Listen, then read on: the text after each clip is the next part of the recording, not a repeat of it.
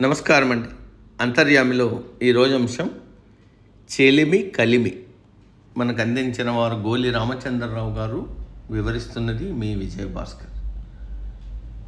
సమాజంలోని వివిధ సంబంధ బాంధవ్యాలను ఒకే పుష్పగుచ్చంలోని అనేక రకాల పూలతో పోల్చవచ్చు. ఆయా సంబంధాలు వెదజల్లే ప్రేమ సౌరభాలతో సమాజం నిత్య నూతనంగా పరిమళిస్తుంది. తల్లిదండ్రులు పిల్లలపై వాత్సల్యాన్ని కురిపిస్తారు. రక్త సంబంధీకులు బాధ్యతను ప్రదర్శిస్తారు. బంధువులు ఆప్యాయతను కనబరుస్తారు. అగ్నిసాక్షిగా ఒక్కటైన వారు ప్రేమను పంచుతారు.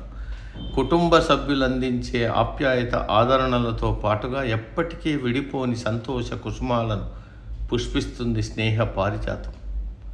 చిన్న చిరునవ్వు అపరిచితుల మధ్య స్నేహానికి బీజం వేస్తుంది. ఒక స్వల్ప సహాయం స్నేహలత విస్తరించడానికి ఆలంబనగా నిలుస్తుంది. ఇద్దరు మనుషుల మధ్య అలా మొదలైన స్నేహబంధాన్ని బలంగా నిలిపేది నిష్కల్మషత్వం. కల్మష స్వభావం కటిక విషంతో సమానమైనది. స్నేహం చెరుకు గడలా మధురంగా ఉండాలంటే మిత్రుల హృదయాల్లో నిర్మలత్వం నిలువెల్లా ప్రసరించాల్సిందే. జన్మతః మనందరిలో ఉండే స్వార్థము, అసూయ వంటి తామస గుణాలు బలంగా వీస్తున్నప్పుడు స్నేహదీపాన్ని ఆరకుండా నిలుపుకునేందుకు స్నేహితులు ప్రయత్నించాలి. స్నేహం 2 అక్షరాలు, ప్రాణం 2 అక్షరాలే. విచిత్రం ఏంటంటే కుటుంబంలోని ఏ ఒక్క బంధాన్ని ప్రాణంతో ముడివేసి పలకలేం. స్నేహితులను మాత్రమే ప్రాణమిత్రులు అంటాం. ప్రాణప్రదంగా చూసుకుంటాం, రహస్యాలను పంచుకుంటాం, ఓదార్పును అందుకుంటాం. స్నేహం ఒక విచిత్రమైన సంబంధం. స్నేహితులు ప్రేమను పంచుతూనే మనపై పెత్తనం చెలాయిస్తారు.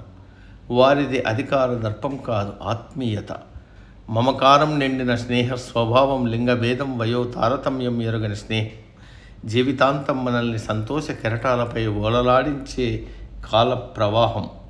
ప్రాణ స్నేహితుల సాహచర్యంలో గడిపే క్షణాలు జీవితంలో ఒక దశ దాటాక తరచుగా నెమరు వేసుకునే తీయని జ్ఞాపకాలుగా మారతాయి. మిగతా సమయాలలో కన్నా చిన్ననాటి స్నేహితుల సమక్షంలో ఉన్నప్పుడు వయస్సు తక్కువగా కనిపిస్తుందని ఒక అభిప్రాయం. తరచుగా స్నేహితుల సామీప్యంలో గడపడం వల్ల శారీరక రుగ్మతలు నయమై ఆరోగ్యం సిద్ధిస్తుందని వైద్య నిపుణుల సూచన. స్నేహంలోని మధురిమలను ఆస్వాదించడానికి శ్రీ మహావిష్ణువు అంతటి వాడు కృష్ణావతారాన్ని అనువుగా చేసుకున్నాడు. బాల్య సకులతో పాటు తిరిగి రాని బాల్యాన్ని తరిగిపోని అల్లరి చేష్టలతో నింపి గోకులంలో వేడుక చేశాడు.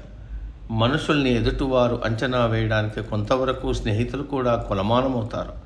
నీ స్నేహితులు ఎవరో చెబితే నీ వ్యక్తిత్వం ఎలాంటిదో చెప్పగలను అన్నది సుప్రసిద్ధ వాక్యం. బాల్యంలో అల్లరి చేష్టలకు పరిమితమైన స్నేహితులే యవ్వనంలో మార్గనిర్దేశకులుగా మారుతారు. మానవ సంబంధాలన్నింటిలోనూ స్నేహం సరళంగా మిడిపోతుంది. భార్యాభర్తలిద్దరూ స్వచ్ఛమైన స్నేహితులుగా మసలుకోవాలని ధర్మశాస్త్రాలు చెబుతున్నాయి.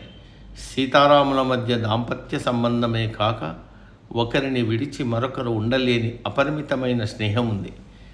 తల్లిదండ్రులు పిల్లలతో స్నేహంగా ఉండాలని చెప్తారు. చిన్నారులకు మనోవికాసం జరగాలంటే అమూల్యమైన స్నేహ స్వభావాన్ని తరుణ వయస్సు నుంచి అలవాటు చేయాలి. మిత్రత్వం ప్రజల హృదయాల మధ్య వారధిగా నిలిచి మానవతా పతాకాన్ని ఆవిష్కరిస్తుంది. సమాప్తం. సర్వే జన సుఖినో భవంతు. అందరూ బాగుండాలి, అందులో మనం ఉండాలి.